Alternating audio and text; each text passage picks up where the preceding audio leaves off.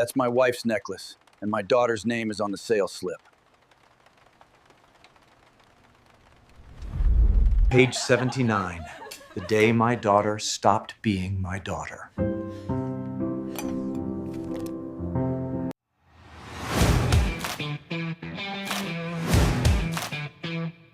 She slid the pawn receipt across the counter like it was nothing. Like it wasn't the last thing my wife ever wore. Like it wasn't the necklace I gave her on our 25th anniversary. I saw it, my wife's pendant, dangling from the pawnshop clerk's fingers. And then I saw my daughter's name on the sales slip.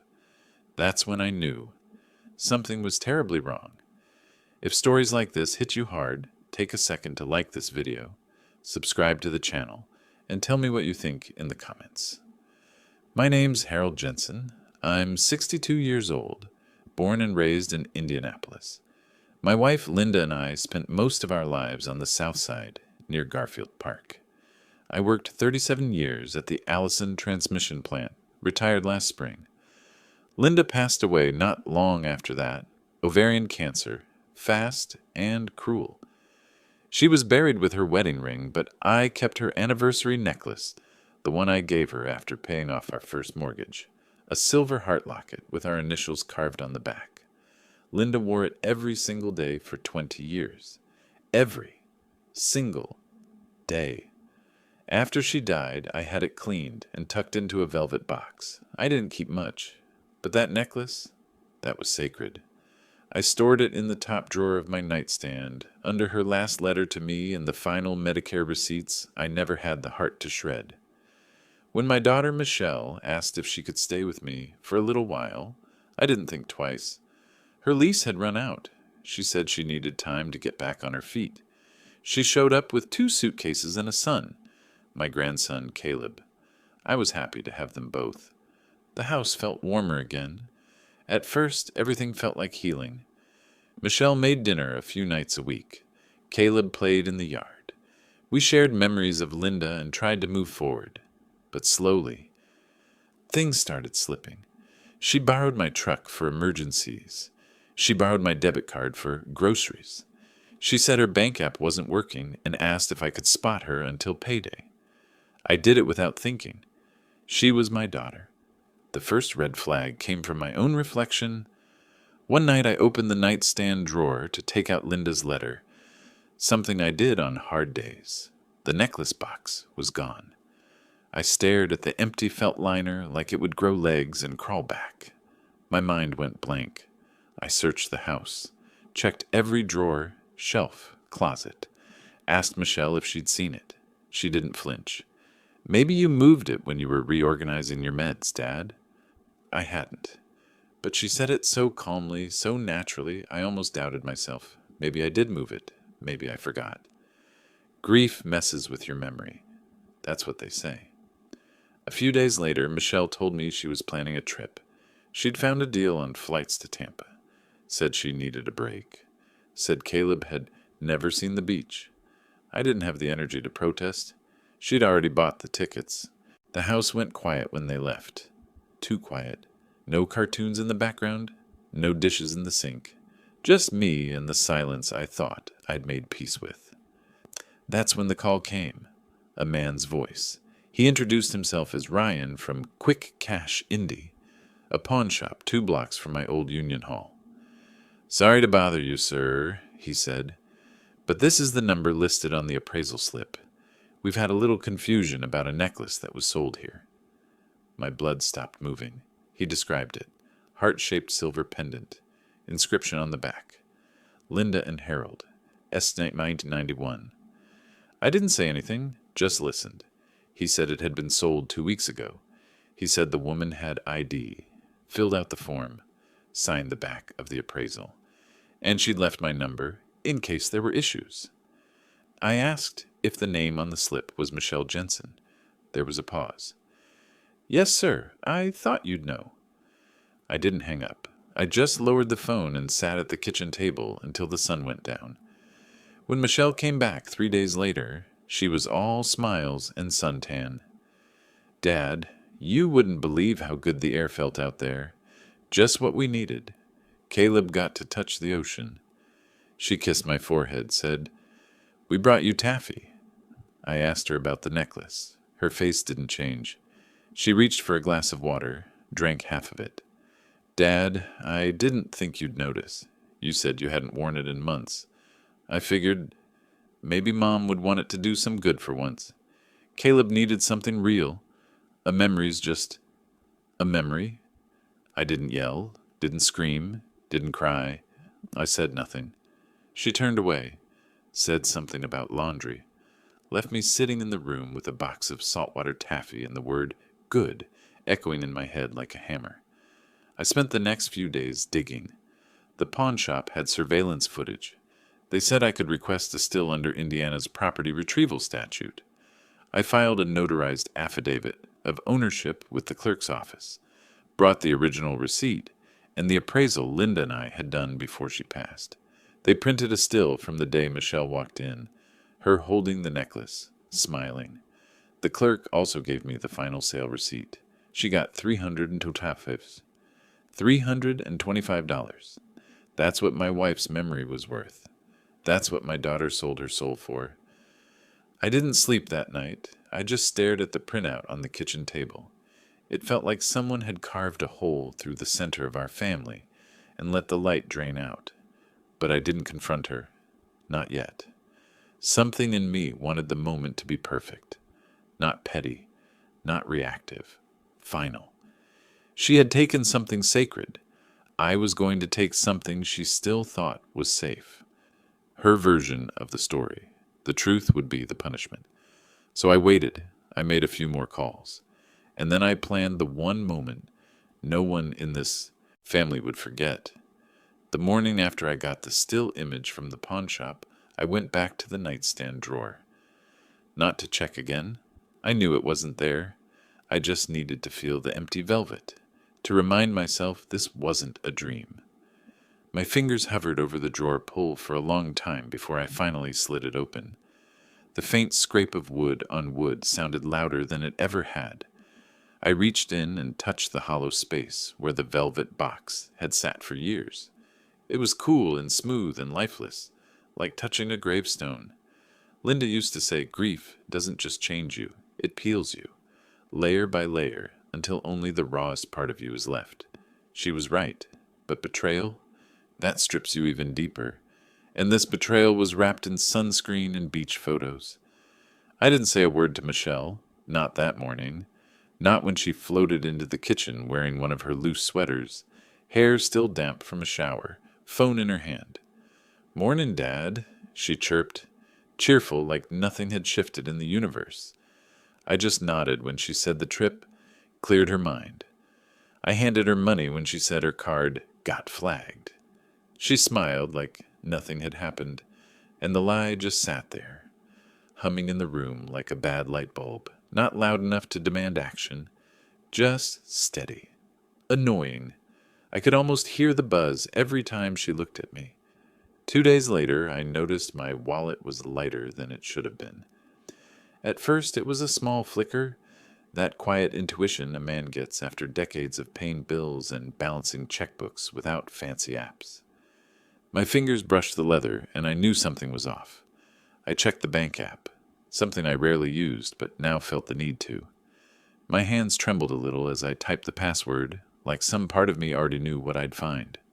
A $480 withdrawal at a gas station ATM, another $213 at Target, then $1,100 transferred to an account I didn't recognize. My chest went tight, the kind of pressure you get before a storm hits. I walked into the kitchen, leaned on the counter, and asked her directly, "Michelle, have you been using my card again?" She looked up from her phone, eyebrows already raised in performance. "What?" "No, Dad. I used it that one time for groceries, remember? You said it was okay." Her tone was breezy, dismissive, a teenager's voice coming out of a grown woman. I stared at her for a long second. She didn't blink. I didn't press it. But I opened a notebook that night and started writing everything down. Dates, amounts, what she said. I made copies of every transaction and stapled them one by one into a yellow folder. I labeled it receipts. There's something cold that takes over a man when he starts preparing for war. Not loud, not angry, just methodical. Every evening after Michelle and Caleb went to bed, I'd sit at the kitchen table with that folder. The lamp's yellow light made shadows stretch across the receipts. The quiet was heavy, broken only by the scratch of my pen and the faint hum of the refrigerator. The math didn't lie. In 3 months, she'd drained over $4,800 from my accounts. I thought back to the sacrifices I'd made. Sacrifices she never saw. I skipped promotions to be home for her school plays, worked overtime to cover her tuition, took out a small second mortgage to help her start her boutique, Michelle's Closet, which closed after 9 months. I remembered driving 3 hours in the snow to bring her a spare tire, and how she barely said thank you. I remembered Linda standing at the sink once, watching Michelle storm out after an argument. "She'll learn," Linda said softly. "Eventually," but she never did. That week, Michelle asked if she could borrow my car for a doctor's appointment. I said sure. She didn't come back for 7 hours. Later that night, I opened Facebook. Photos. Her and 2 girlfriends at a rooftop brunch downtown. Mimosas. New dress. Caleb nowhere in sight. The caption read, "Self-Care Sunday." Deserved every minute. And there in the comment thread, someone asked, "Wait, thought y'all were still tight on money?" Her reply, "Dad's got me covered." That was it. Something inside me flinched. Not anger, not even surprise. Just a hollow kind of ache.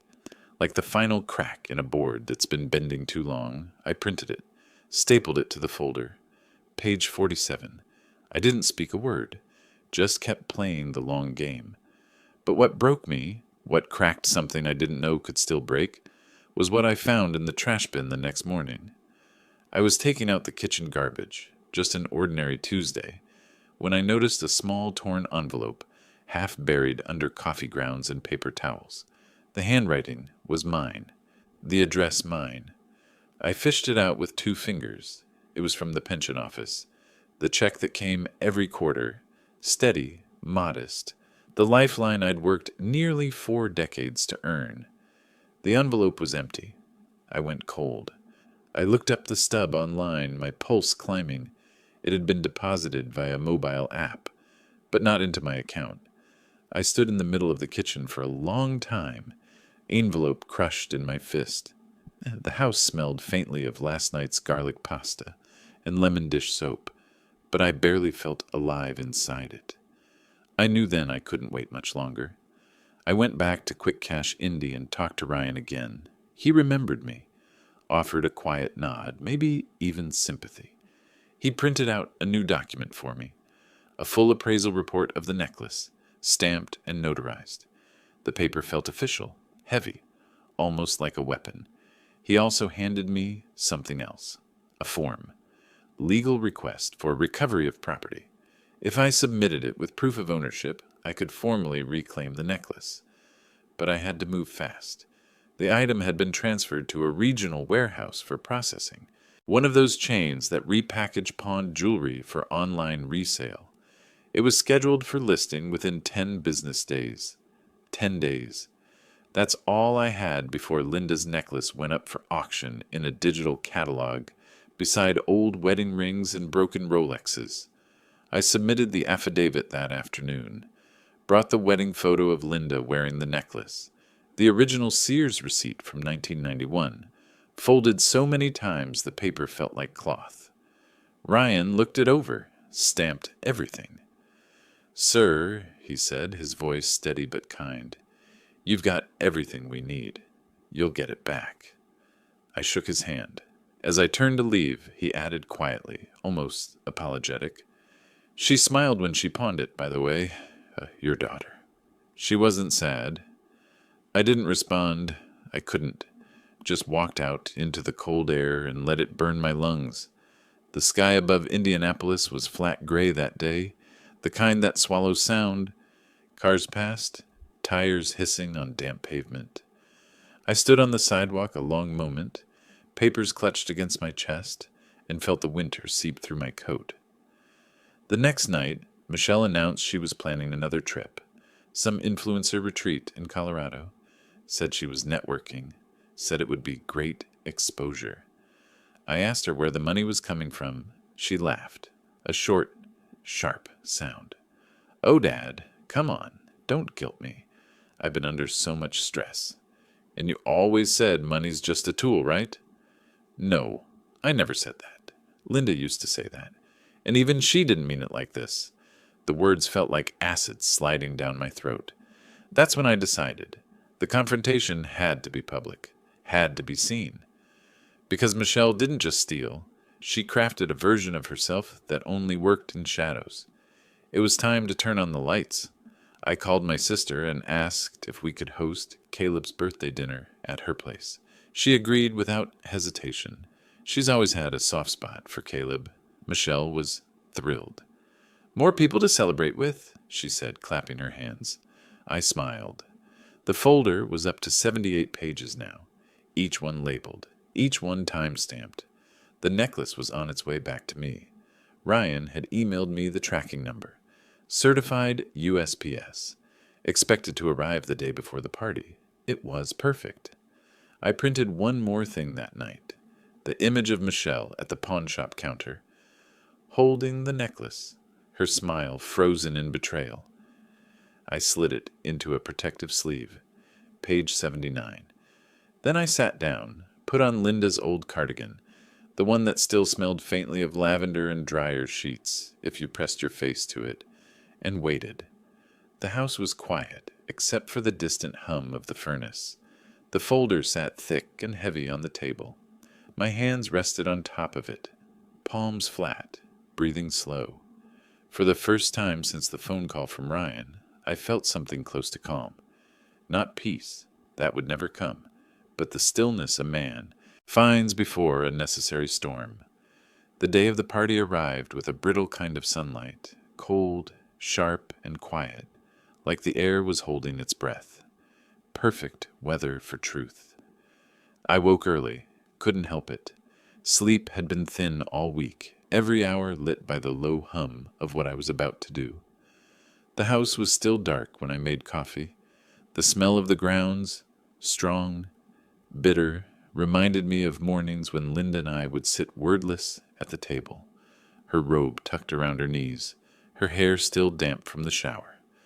I let the memory come and pass. Today wasn't about longing. Today was about clarity. Caleb turned 6 that week. He was too young to know any of this, too innocent to see the storm building behind the streamers and plastic cake knives.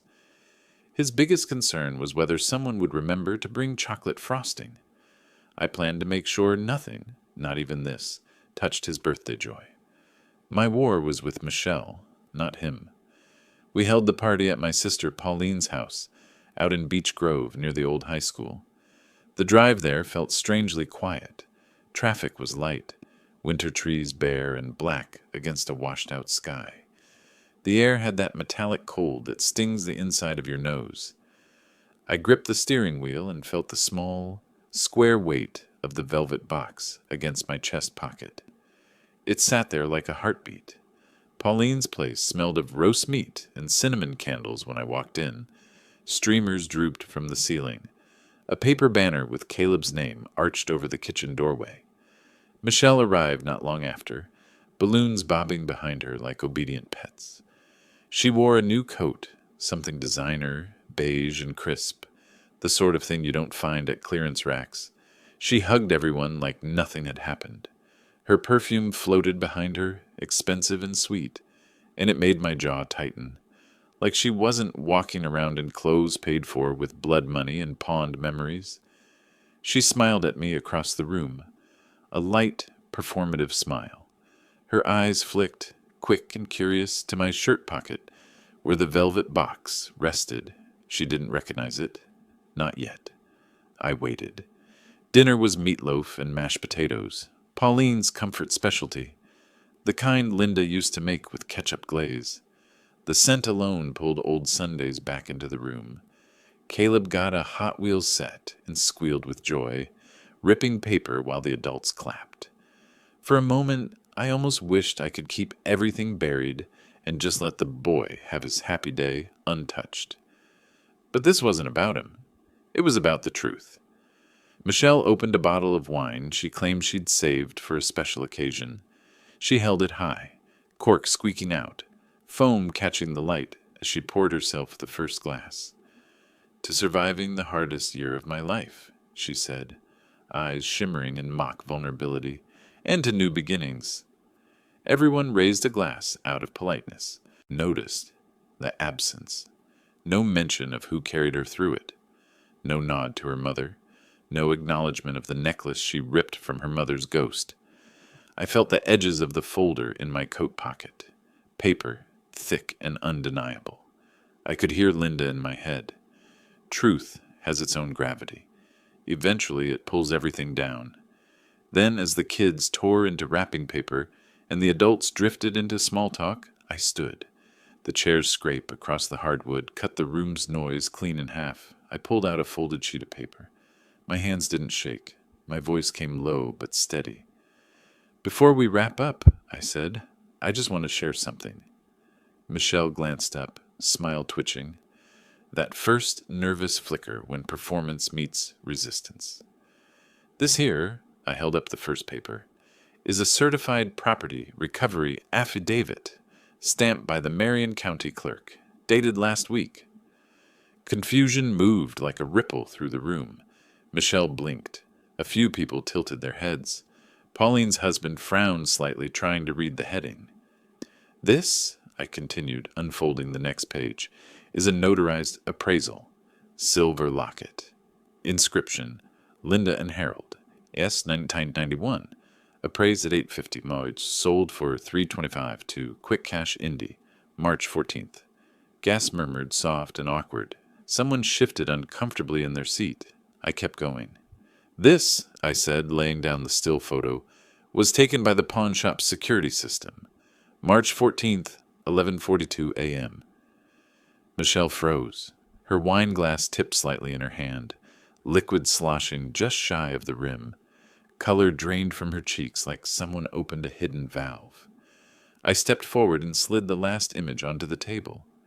Michelle, mid-laugh, hand outstretched, holding the necklace over the counter. Silence. Utter, blistering silence. Even the kids seemed to sense it. Caleb's little fingers paused mid-peel on a gift ribbon. I reached into my pocket and placed the velvet box beside the photo. The click of it hitting wood was louder than it should have been. "This," I said quietly, opening it so the silver heart caught the kitchen light, "is what she sold. For less than a plane ticket. For less than dignity." Gasps now, sharper, audible. Pauline's hand flew to her mouth. Someone whispered, "Is that Linda's?" Caleb looked up, confusion clouding his bright birthday eyes. Michelle's face drained completely. She stood up too fast and knocked over her wine. Red splashed across the table, soaking a napkin, creeping toward the birthday plates. "Dad, what are you doing?" she stammered. I didn't raise my voice, didn't shake, didn't flinch. I just looked at her. "What am I doing? I'm giving this family the truth. Something you sold for $300 and a mimosa." Her mouth opened, closed. "You don't understand. I need it." "I do understand," I interrupted, sharper now, but still measured. "You wanted. Easy. You wanted applause. And you were willing to sell your mother's memory to get it." Her mask cracked. The confident influencer glow dimmed. She looked suddenly small, but not sorry. Just cornered. "You're making a scene," she hissed, voice low but panicked. I pointed to the folder on the table. Its yellow spine was thick, swollen with months of quiet record-keeping. "Page 79, I said. "That's the moment you chose yourself over this family. The moment you stopped being my daughter and became a thief." She went quiet. No tears, no apologies, just silence. Because the kind of person who pawns a dead woman's necklace doesn't have the kind of shame that spills easily. It rots inward, slow and sour, feeding on excuses until there's nothing human left to reach. Pauline stood up, chair legs scraping. Her voice was gentle but firm. "Michelle," she said carefully. You should go. Michelle's eyes darted around the room, desperate for a single ally, a cousin, an uncle, anyone. But no one moved. Even Caleb had shrunk behind the couch, clutching his new Hot Wheels car, unsure what had just torn through the safe little world of cake and candles. Michelle grabbed her purse. She didn't say goodbye, didn't look back, just left. The door shut behind her like a final period, a sharp, echoing punctuation mark that seemed to pull a long, invisible thread, tight, and snap it. The room stayed silent a long time. Pauline exhaled first, shaky and sad. Someone murmured, I didn't know. I nodded once, not angry, just exhausted. Caleb peeked out from behind the couch, eyes wide and confused. Pauline knelt and pulled him close, whispering something I couldn't hear. The boy looked at me, unsure whether to cry. I gave him the softest smile I could manage, hoping it said, This isn't your fault, kiddo. That night, long after the party had dissolved and the dishes were done, I sat in my truck outside Pauline's house. The engine stayed off. Only the faint ticking of the cooling metal kept me company. The necklace sat in my hand. Cool, weighty. Linda's initials pressed against my palm. The night smelled of wood smoke and damp leaves. Through the windshield I could see the faint glow of Pauline's porch light, the silhouettes of balloons bobbing gently where they'd been tied to the railing. I didn't feel triumphant, didn't feel like a hero, but I felt something I hadn't felt in months. Stillness, peace. Like the road ahead was finally visible again. Not clean, not bright, but mine. I slipped the necklace back into its velvet bed and closed the lid with a quiet snap. Sat there a while longer, breathing slow. Somewhere deep down, I thought of Linda, how she'd always believed the truth would surface, no matter how long it stayed buried. Tonight, it had. The next morning, the sun came up like nothing had changed, but everything had. I woke to light sliding across the floorboards, pale and cold. The house was silent except for the low hum of the furnace. Outside, frost clung to the edges of the mailbox and the truck's windshield. It looked like any other day, but there's a strange quiet after truth detonates, like the air hasn't figured out what to do with itself yet. I sat at the kitchen table with my coffee. The steam curled upward and fogged my glasses. The cup felt heavier than it should have, as if it carried the weight of the night before. My phone buzzed just after noon. Pauline, I answered. Her voice was gentle but firm, the way she's always been when bad news is coming. She tried texting me, Pauline said. Michelle? I asked, though I already knew. Yeah, she said. Pauline hesitated, then read the message. Just a misunderstanding. Dad's being dramatic. I closed my eyes for a second. She even attached an emoji, Pauline added, her voice tightening. A laughing one. I pictured Michelle's perfectly staged smirk, thumbs flying across her expensive phone. Spinning, always spinning. I didn't reply when Michelle texted me either. She didn't apologize, didn't ask for forgiveness. Her message came in two neat bubbles. Hey, Dad, can you please delete those photos? For Caleb's sake, not for Linda, not for me, just for her image. I stared at the screen a long time before setting it face down on the table. The room was so quiet I could hear the refrigerator kick on. I didn't delete a thing. By the end of the week, word had spread. Our family isn't the gossip type, but something that's sharp leaves a scar, and scars get noticed. A cousin called just to check in. An aunt sent a cautious text. Heard things got messy at the party. You okay? Michelle tried spinning the story her way. Told cousins she pawned the necklace accidentally. Said she thought it was fake silver. Said she meant to buy it back, but time got away. But one of my nephews, Brian, works a tea for the county. Brian's a quiet kid, always was. Tech smart, detail-oriented. He reached out with a short message. Hey, Uncle Harold. Saw the affidavit come through the system. Date stamps check out. Surveillance metadata, too. Just thought you'd want to know. Receipts don't lie. Narratives do. and Michelle's narrative collapsed under its own ego. People stopped replying to her cheerful group messages. A few unfollowed her curated social feed. She might not have noticed right away, but I know how silence builds online. It's subtle, slow, deadly. But I wasn't done, because it wasn't just about the necklace. It was about the pattern, the years of quiet manipulation, the money, the excuses, the guilt she laid at my feet until I was half buried in it. So I filed one more report. Financial exploitation of an elder. It's a real statute.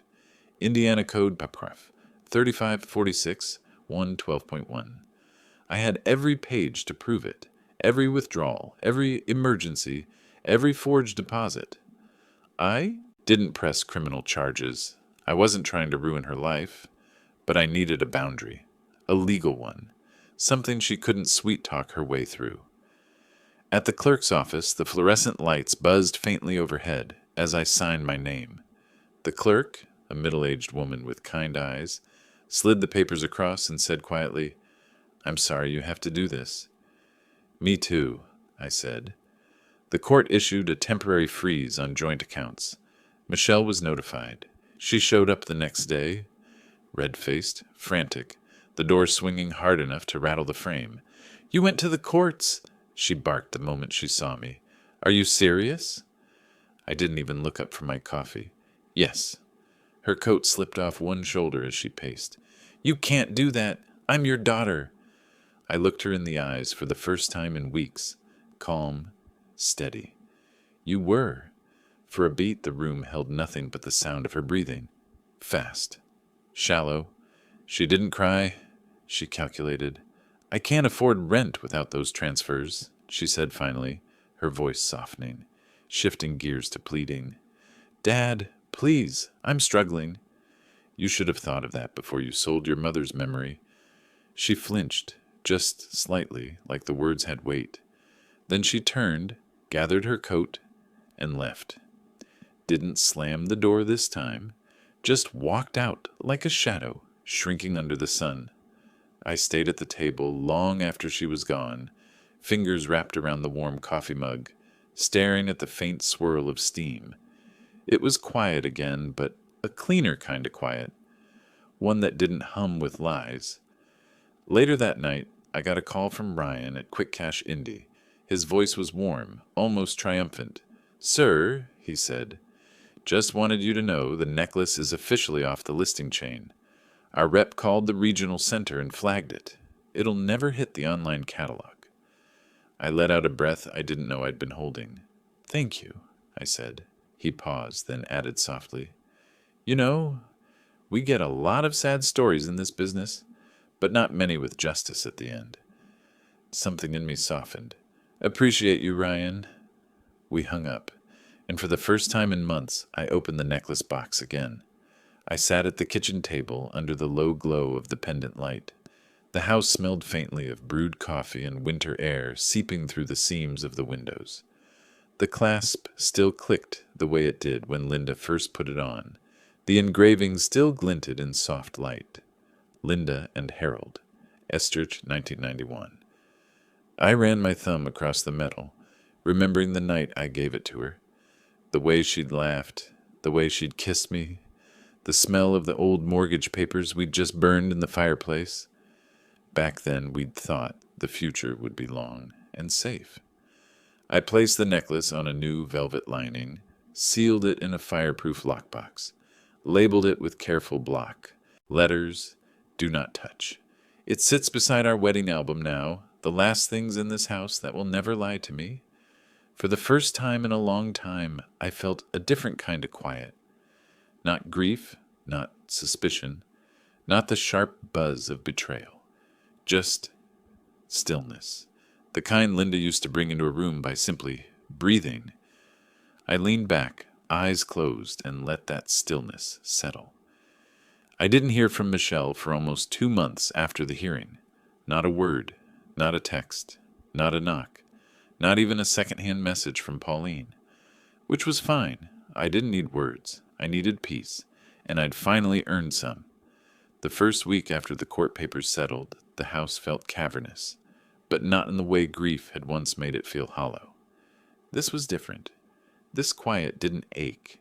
It didn't accuse. It just existed. I got used to the quiet again. The kind of quiet that doesn't weigh on you, just settles around your bones like an old jacket that still fits. Morning coffee at the kitchen table stopped feeling lonely. It became routine again. The sound of the percolator, gurgling, the hiss of steam, the scrape of a chair on linoleum. Sometimes I'd catch the sunrise through the east window and think of Linda, not in pain anymore, not angry, just there, soft and remembered. I stopped checking the door, stopped hoping to see Michelle's car in the driveway, stopped needing an apology I knew wasn't coming, because closure doesn't always arrive with fanfare. Sometimes it's a lockbox, a clean bank statement, a kitchen table with one coffee mug and no missing receipts. One afternoon in early April, the mail arrived, a thin stack, mostly flyers and bills, but tucked between a gardening catalog and a water bill was an envelope with no return address. I knew the handwriting before I even opened it. Michelle's, but slower, careful, like she'd put the brakes on her usual rush scrawl. I stood in the doorway, light slanting across the hardwood, and opened it with my thumb. Inside was a single sheet of paper. No dear Dad, no excuses, just a sentence. I saw the necklace in my dream last night. Mom was wearing it. She didn't speak. That was it. No signature, no plea. I stared at the page until the words blurred, then folded it once, precise, and placed it in the lockbox next to the necklace. Closed the lid, spun the dial, left it alone. Whatever storm that was between us. It had passed. The damage was done. But the house was still standing. 3 weeks later, I drove down to Bloomington for a hardware auction. The day was cool but bright. Dogwoods just starting to bloom white along the edges of Route 37. I browsed rows of dusty tools, old vices and drill presses, picked up a vintage lathe I didn't really need, but couldn't resist. The kind of purchase you make when life has space again. On the way back, I took the scenic route, avoided the highway, rolled the windows down enough to smell the damp earth and faint gasoline from passing tractors. The road stretched long and empty in front of me, a ribbon of clean slate. There's a spot out there where the trees break suddenly and the horizon just opens. Linda used to call it God's windshield. The light hits different there, wide and forgiving. No buildings, no wires, just sky and hills and the hum of your own engine under your hand. I slowed, then pulled off onto the shoulder. Gravel crunched under the tires, cut the engine, stepped out.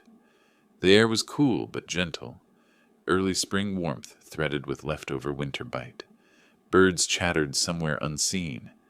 I opened the passenger door. The necklace sat in its box, wrapped in one of Linda's old scarves. Pale blue, faint scent of lavender if you press your face to it. I lifted it, felt the weight settle into my palm. Cool metal, smooth edges worn soft by decades of touch. I thought of all the hands that had held it. Mine the day I bought it. Linda's when she fastened it before church. Michelle's the day she traded it for a plane ticket and a fleeting weekend of pretend freedom. I stood there a long while, the sky wide and endless above me, then whispered, barely audible but certain, "It's home now." I slid it back in, shut the door, and got back on the road. They say revenge is loud, but healing, that's quiet. It's found in boundaries you hold, in receipts you keep, in choosing what not to say and who not to chase anymore. I don't know what Michelle tells herself these days. Maybe she's crafted another version, one where she's still the victim, still misunderstood, still somehow the hero of a story. She broke herself. Let her. The truth doesn't need to shout. It just needs to stand still long enough to be seen. And mine stands, on paper, in stamps, in signatures, in silence. Some nights I still walk the hallway and glance into the guest room. It's empty now, fresh paint on the walls. The air smells clean like lemon polish and sunlight. No echo of lies. Just light through the curtains and a locked drawer by the bed. Linda would have been proud, not because I won, but because I finally stopped letting guilt dress itself up as love. That's the trick betrayal plays. It whispers that if you love someone enough, you'll keep letting them take. You'll bend until you're unrecognizable, just to keep the peace. But love without respect isn't love, it's surrender. I didn't surrender this time. So if you've ever been betrayed by your own blood, if someone ever sold your trust for a weekend getaway and a pair of sunglasses, just know you don't have to scream. You don't have to beg. You don't even have to explain yourself. Just gather your proof. Take your time and wait for the right moment to lay it all bare. Because the most devastating truths are the ones that don't need defending, just revealing. And me? I've still got my truck, still got the open road, and a silver heart-shaped pendant that catches the sun when I turn east just after dawn. It swings gently from the mirror now, just for me, a reminder of who I am and who I'll never let steal from me again. If this story struck a chord, hit like, subscribe, and tell me what you think in the comments.